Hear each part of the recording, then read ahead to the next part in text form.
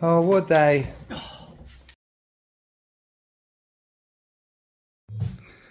Well, a very familiar sight. Supra's broken, the gearbox has got to come out once again, but this time it was worth it. Okay, there's something happened and it was really, really cool and it's worth all the stress. So I'm annoyed. It's back in here. It's jacked up. Got axle stands under there as well because safety is paramount. But this time, do you know what? Right? Sometimes it's worth the hassle, and this is one of them times. We had a very, very cool event that we got invited to, which is nice to have a little bit of recognition for all the hard work that you've seen me doing. And yeah, it didn't go to plan, but we got the result we wanted. So it was worth whatever this is about to cost me. Let's see what the damage is. Right.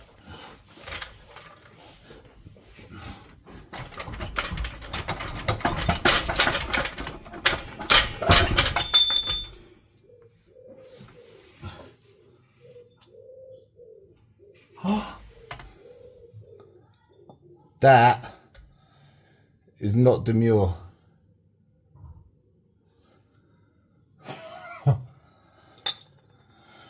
It's just got a lot more expensive.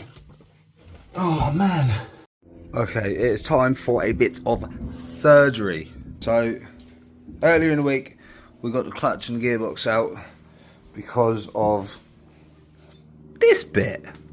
Our little Easter egg after our airfield event. So look, I mean, that is all there. So that's not impossible to sort out. We can weld that up, right? Everything else feels good. There's no issues with gears, getting the gears. It was just the clutch itself, which is because it was bent, like I will show you. So clutch plate seems right, but I've just noticed some lines coming off the rivets. Is there any other issues with that?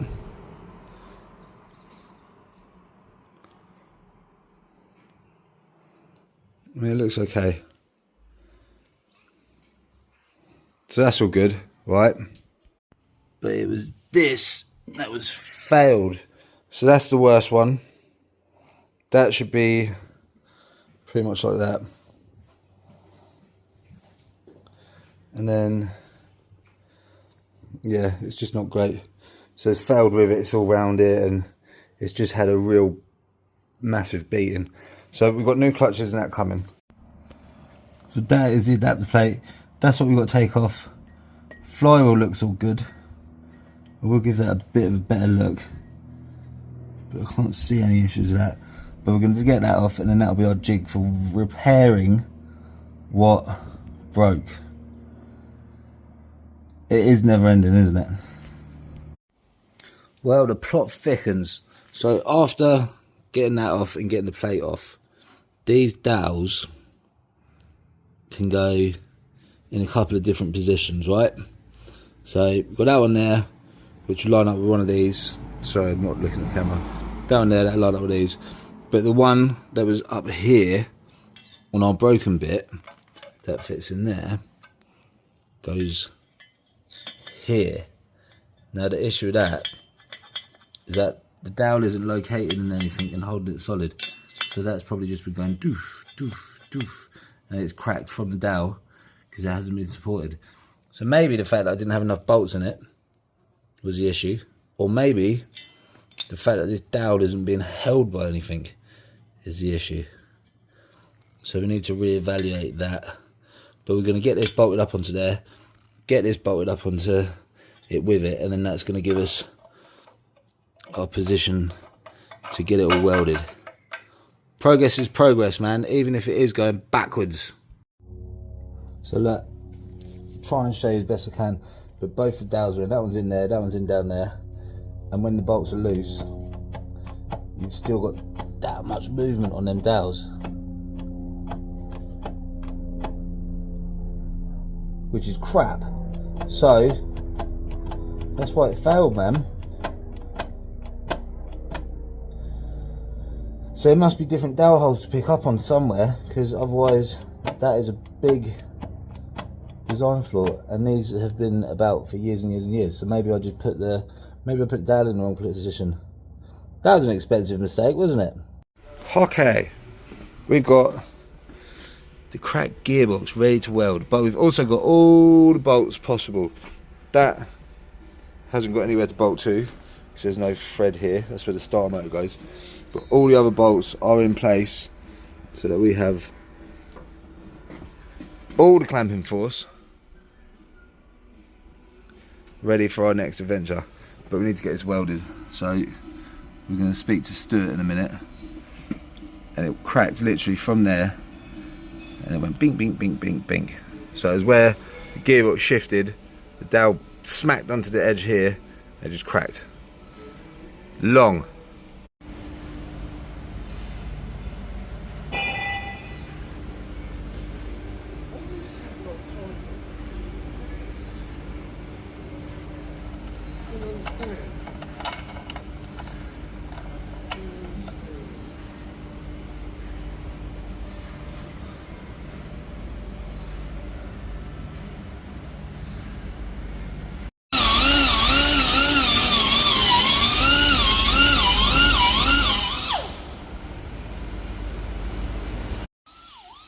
So we've got Stuart on this bad boy.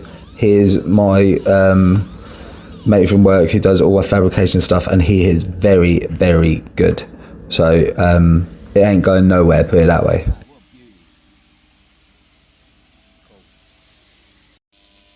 We had to heat it up because it's cast as well. You have to heat up the casing with a big blowtorch before you start welding it, otherwise you get cracks. And then we also noticed that we dropped all the gearbox oil out of the gearbox when we rolled it over, and we didn't realise until we had a big massive puddle of gearbox oil around our feet. And then once that was all done, we just made sure that we had all 9 gearbox bolts in there to make sure that that ain't going nowhere.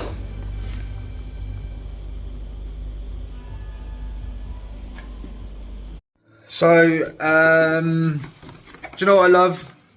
Deliveries. Do you know what I love even more than normal deliveries? Deliveries that are a whole day earlier, right? And we've got some from PMC Motorsport, which is very exciting because these are the parts for the car that we're waiting for.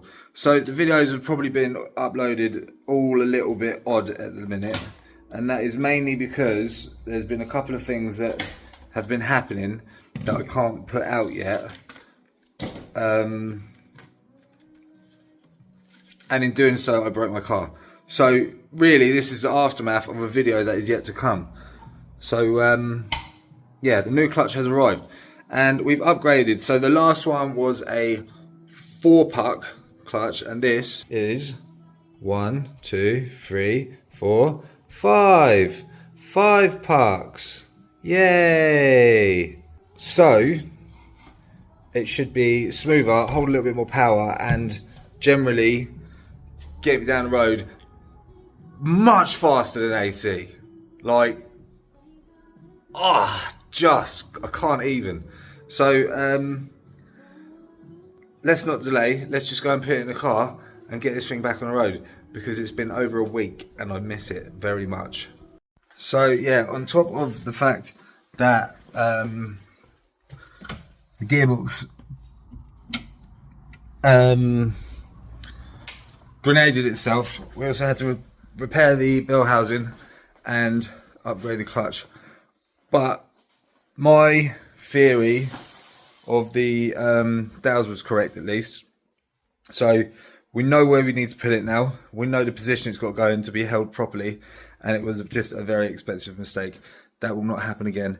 And I've also got 10 gearbox bolts now. All right, just like God intended. So just, do you know what it was? Doing it on the floor, on my back, rolling around in the garage, moving house, all the rest of it. And it's just an honest mistake that I'm just going to have to hold my hands up, and it's cost me, I don't know, £1,000. It could have been a lot worse, couldn't it?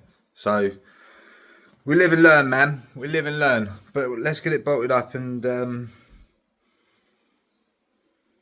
maybe we'll be back on the road tomorrow, because I've just realised that the gearbox oil is not here. So let's get the garage shut so no one looks at me talking to myself, and we'll get the adapter plate bolted back on. We're going to inspect the clutch, we're going to make sure everything under there is happy, and then we'll get that new clutch bolted on and see how we are for time, because apparently we're going to the cinema tonight, so I'm on a promise. Now if we're good, we can get some action shots without taking photos of the back of my head. And without knocking stuff over either. I was chatting quite long with not just Michelle but AC as well today about maybe potentially getting rid of this soon. And I don't know what to change it for, but I think we are getting to the point now where I've done it, I've made crazy power. Well, you've got to think this is making Koenigsegg power, right, which is hypercar power. Oh wow. So kind of tick the box, and unless I'm going to do stupid stuff like runway runs and things that are really sketchy, then I've kind of exhausted everything I've wanted to do with it. So just debating it, man. Having to think, like if someone was to come and offer me, everyone's got a price, right? 60 grand I'd take, and it'd be gone. It wouldn't even be an afterthought. But that's the sort of money I'd want for it, because all the other cars that I want, that's how much it's going to cost to replace it. So it needs to be something realistic. And also, you couldn't build this for 60 grand. In fact, you probably couldn't build it for 80 or 90 grand, I wouldn't have thought. But everything's got a price. So yeah, man, food for thought. Food for thought. But until then, let's keep doing stuff. Right, I would just like to give a quick shout out to me, because I'm struggling to line up the clutch plate. Pain in the ass, right? But of course, all you need is a 10mm, an adapter, and a 21mm socket. 10mm fits perfectly in there. 21 fits perfectly over that, and it all fits perfectly for the center of that. That is probably one of the best alignment tools I've ever come across.